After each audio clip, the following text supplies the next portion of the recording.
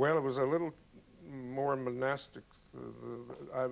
Yeah, I don't like to lead that imprisoned a life. I can't do anything when I write these days. I discover as I get older that I can't party, I can't do anything. I just work every day for a long period. And you have to, on top of all that, you can't start to feel sorry for yourself. So it's tricky. In the days of your books of journalism, you were, the most sought-after journalist in America, and you were the one who had his finger on the pulse of everything that was coming into the culture. Your essays about hip and about the white Negro and about existentialism. Now that you are largely confined to your study, how does the outside world strike you? I mean, when you reviewed American Psycho by Bret Easton Ellis, did it strike you as a strange world that he was writing about, an unrecognizable world? A slightly exaggerated world, let us say. No, I read it and I thought, well, the best thing about Ellis was precisely that he does have certain gifts that are not small for perceiving that kind of world in great detail. And he gave me a world that I would not have been traveling in at all. In fact, I turned to my sons and said, is it anything like that? And they said, well, yeah, Dad, it is a little. But that's fair. I mean, that's one of the things that young novelists can do better than old novelists, is describe a particular world in great detail. And there comes a point, doesn't there, when the younger writer is saying to the older writer, it's not like this anymore. No, it's not like that anymore, it's like this. And it's almost as if the baton is passed on. Often pulled out of the older runner's wrenched hand. out of the older runner's hand. Did you feel that with Hemingway, for instance? I remember you sent a copy of The Deer Park to Hemingway with the inscription, if you don't reply to this, then, I paraphrase, to hell with you, and I'll never get in touch with you again. And of course he didn't reply. But did you feel a great wrestle with the father, with Hemingway? Oh, probably. At the time I didn't think of him as my father, not even my spiritual father, but looking back on it, sure, there was an element in there. In fact, what Hemingway did was was cute, because the book came back. It never reached him. Allegedly, it never reached him because it came back with a stamp on it that the addressee could not be found. And my guess is that he received it. He said, what the hell do I do with this?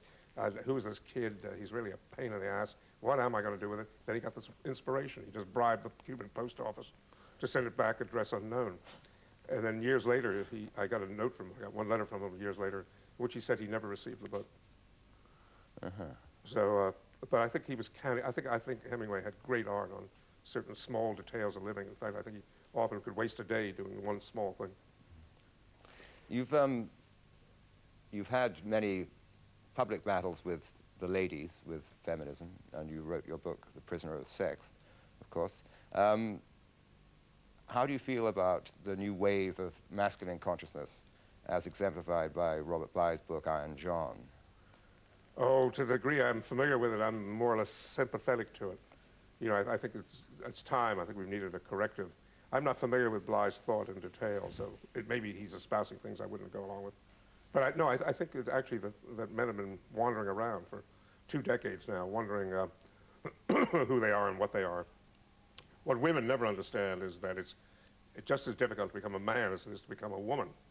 That there's nothing automatic about it, that each sex has to go through certain rites of passage and certain acts of transcendence in order to get to that much oversimplified word, maturity.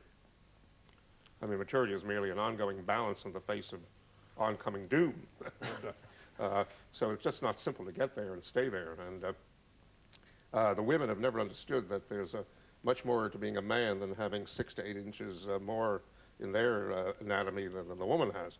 They've always assumed if they were men, my God, I'd turn that damn thing on and I'd blaze a course through the world. That they don't know that we have it tough in ways they don't begin to comprehend.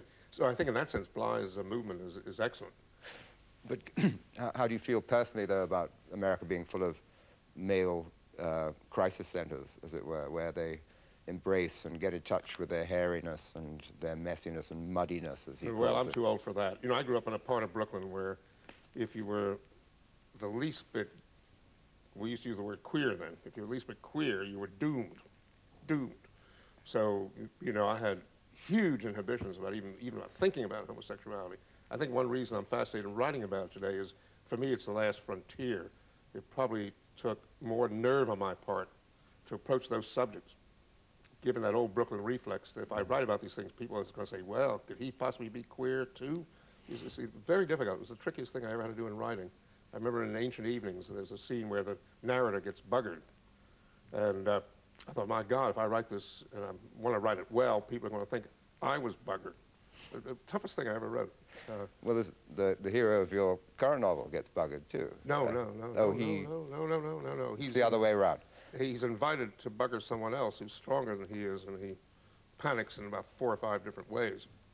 And finally leaves after kissing the other man on the mouth and walking out. That's enough for him. This is after a scene in a very decadent German bar, as only German bars could be decadent in that period of the 50s.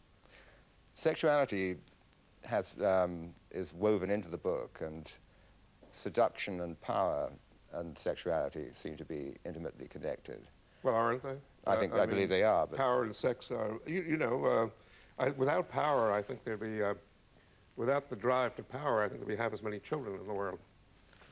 You can almost say half the children who were conceived came not out of love, but out of the urge either in a man or in a woman to dominate the other, and the form it took was sex.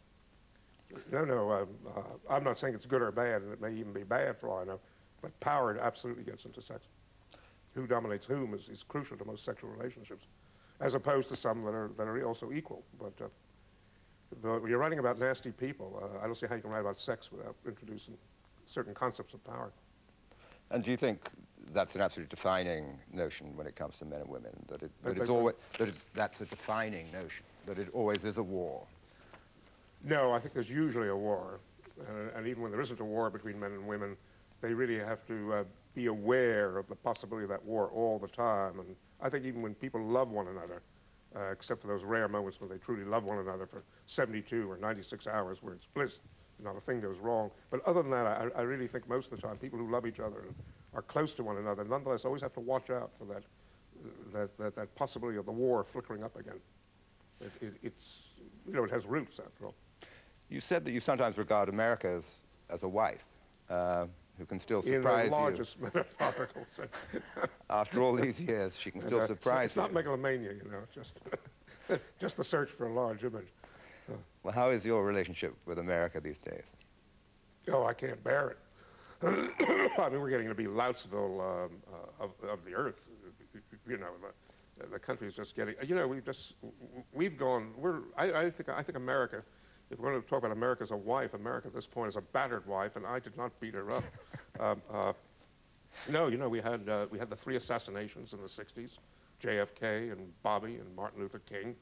And those created huge obsessions in American life because we don't know the answers to those assassinations. We had Watergate, which totally disrupted our notion of that, that simple American notion that our leaders really knew what they were doing, and that they were fine people. We had Vietnam, which was a catastrophe, spiritually speaking. So we had all that. And then we've had a series of presidents who have not been at all inspiring or leaders. We did have Ronald Reagan, who I said once on a television show, he put a drop of oil on a piece of flannel, and he inserted that into the crack of the great American posterior with more delicacy than any American president before him. That's all he gave us.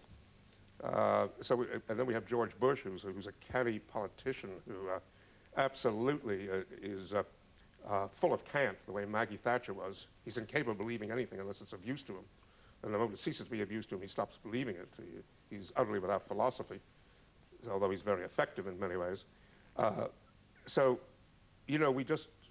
There's absolutely, the country is just wallowing, and TV takes over more and more and more. The children grow up with a profound sense of interruption. They think it's obscene if they're forced to concentrate for more than 7 minutes, because the fundamental reflex in their life is television commercials interrupting what they're doing, what they're thinking, what they're seeing. They don't read books. So the country is getting, it's an unhappy period for America. I don't know, maybe it'll turn around, but